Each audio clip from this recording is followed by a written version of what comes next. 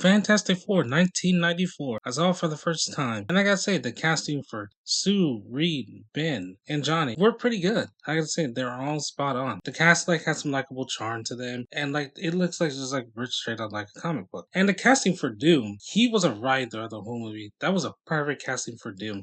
And this is one of the first movies to actually show Doom in Latveria. And like his castle, like with his Doom bots and everything. This I think is one of the only Fantastic Four live action movies to show him actually in Latveria, like doing Doom stuff, like with his Doom bots and stuff. And for like 1994, like the Latvian castle, like the Doom bots and like everything like that, looked pretty good. And the costumes, both for the Fantastic Four and for Doom, looked pretty solid, I gotta say. They were really good. And the effects for the time look reasonably okay. They look really good. Like I said, it's 1994. I'm not gonna give them that much like backlash. They worked with what they had and they did it. So overall, yeah, Fantastic Four 1994 was pretty good. The cast like has some likable charm to them. The costumes were on point, and it just overall like a solid movie. I give Fantastic Four 1994 a 7 out of 10.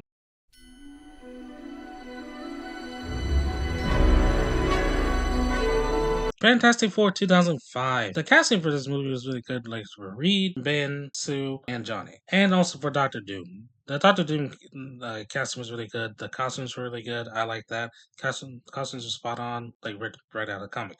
But what bothered me with this movie the most was the writing, especially for Sue. It just seems like they didn't know what to do with her in this movie. They just say, "Oh, make her a generic NPC that has invisible powers. That's it. That's all she is." But in reality, Sue is the one that holds the Fantastic Four together the most. She's the one that brings them all together, like basically keeps everyone in line and makes sure like she's like the glue, like the foundation of basically the Fantastic Four along with Reed. But in this movie, it just seems like she's a generic like NPC who has invisible powers who doesn't do much outside of using the invisible powers. And it's not Jessica Alba's fault. It's just like the writing did not help her here. The writing was lackluster. It was terrible. It was shoddy. It was just downright awful. And don't get me started like on Galactus, the freaking cloud. That's also awful as well. But yeah, I give like Fantastic Four 2005 a 4 out of 10. It was so bad, like the writing, and I feel so bad like for like Sue's character in this because the writing did not help her here at all.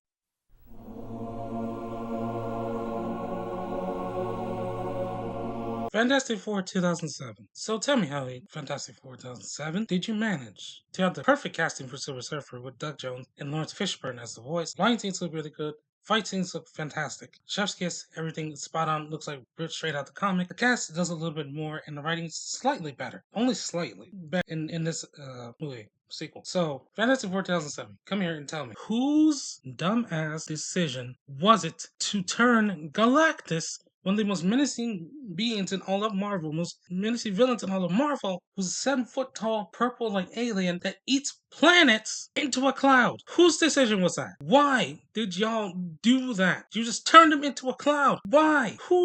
What idea or thought process in your head said, "Oh yeah, Galactus. You know what we think of Galactus? No, not the 7 foot tall creature that's very menacing. Oh no, no, no. Cloud. A cloud that eats planets. Yeah, that's definitely the one. Print it, put it in the movie." That was the dumbest decision y'all ever made, was turning Galactus into a cloud. Why? Whoever did that should never, never make a decision ever again. So, in the end, Fantastic Four 2007 gets a 3 out of 10.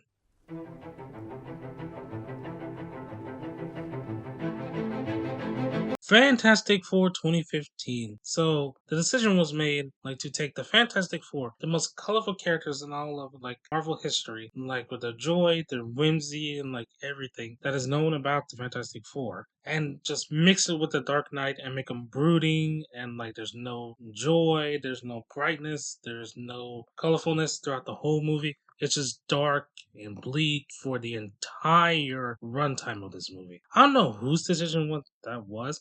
Oh yeah, let's take the Fantastic Four and make them dark and brooding. Like, why? Why would you do that? They're the most colorful like Marvel family in all of comics. They are not Batman.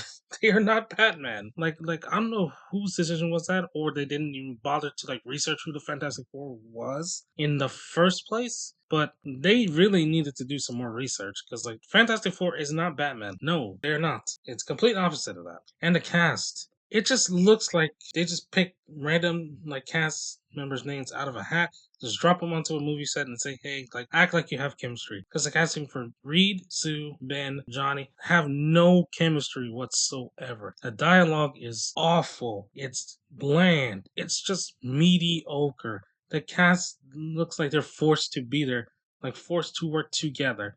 Like you force like people to work on like a project, like college or something. That's what it looks like to me. Like they have no like chemistry, no charm, no nothing. Like the Fantastic Four is supposed to have. It just looks like, we're just forced to be here. Just act like we're having fun, to be honest. And what did they do to Doom? That is not Doctor Doom. You're not gonna sit here and tell me that is Doctor Doom. No, that is not Doctor Doom. That is a Timo version of the Tin Man. That is not Doctor Doom whatsoever. Whoever's decision was to make Doctor Doom look like that, never make a decision ever again, please. So in the end, Fantastic Four 2015, it's a 1 out of 10.